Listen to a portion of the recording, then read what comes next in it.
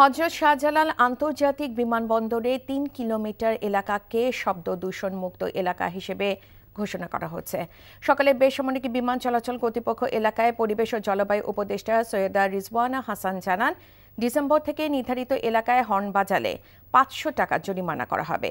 আর দেশের সব সুপার শপে পলিথিন নিষিদ্ধের পাশাপাশি পাটজাত পণ্য ব্যবহারে আরও কঠোর হবে বলে জানান বস্ত্র ও পাট উপদেষ্টা ব্রিগেডিয়ার এম শাখাওয়াত হোসেন। নিয়ামুল আজিজের সাদেকের রিপোর্ট। কর্মব্যস্ত রাজধানী যেন শব্দের শহর। ক্ষতিকর জেনেও প্রতিটি স্বল্প অথবা দ্রুত গতির যানবাহন হর্ন বাজায় প্রতিনিয়ত। এ নিয়ে সচেতনতা তৈরির চেষ্টা হলেও তেমন কাজে আসেনি। এবার তাই সরকার এ নিয়ে কঠোর পথে হাঁটতে যাচ্ছে। বিমানবন্দরের ৩ কিলোমিটার এলাকা নীরব ঘোষণা করে এই মাসে সচেতনতা তৈরিতে কাজ করবে ম্যাজিস্ট্রেট সহ আইনশৃঙ্খলা বাহিনী ও স্বেচ্ছাসেবকরা। ডিসেম্বর থেকে জরিমানা ও শাস্তি হবে বলে জানায় এই উপদেষ্টা। এই হর্নটা আসলে কিন্তু একটা অভ্যাসগত বিষয়। আপনি দেখবেন লাল বাতিটা মাত্র সবুজ হলো, তো এখন গাড়ি মুভ করবে, লাল বাতিটা সবুজ হওয়ার সাথে সাথে সবকটা গাড়ি একসাথে হর্ন দেওয়া শুরু করে। এই অভ্যাস থেকে মানুষকে সরিয়ে আনতে হবে। হর্ন বাজানোটা যে একটা অপরাধ, এটাই তো কোনোদিন তারা শোনেনি। আজকে তারা হয়তো জীবনে প্রথমবার শুনবে যে হর্ন বাজানো একটা অপরাধ। সুতরাং এখন আমরা জরিমানাটা মিনিমামেই রেখেছি, আমরা ৫০০-তে রেখেছি।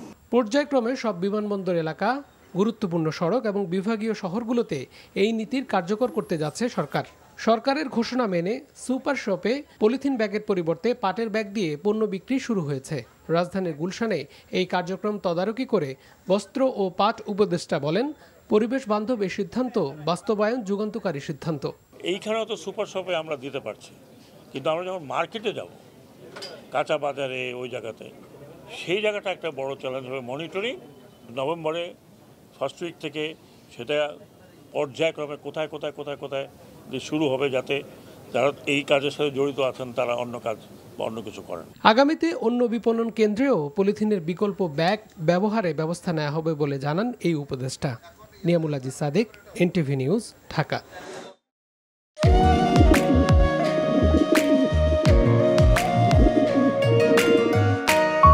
আমি রাশেদ।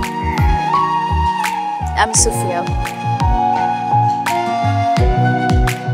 আপনার পোষা কবুতর, আপনার মায়া এখনো ছাড়তে পারেনি, এই জন্য উড়ে চলে আসছে। মায়া হচ্ছে ম্যাজিকের মতো, একবার মায়া বললে সহজে ভোলা যায় না।